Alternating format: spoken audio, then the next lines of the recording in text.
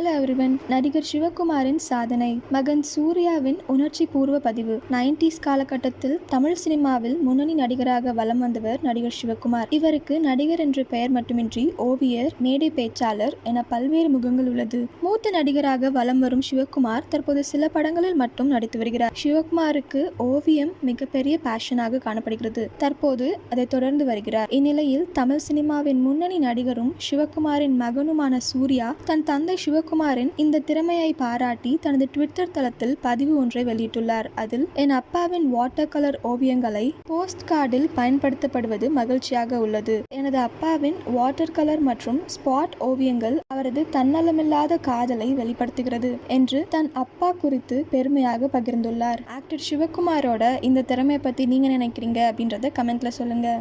இதே மாதிரி latest cinema news அப்டேட்க்கு இந்த சேனலை சப்ஸ்கிரைப் பண்ணிக்கோங்க.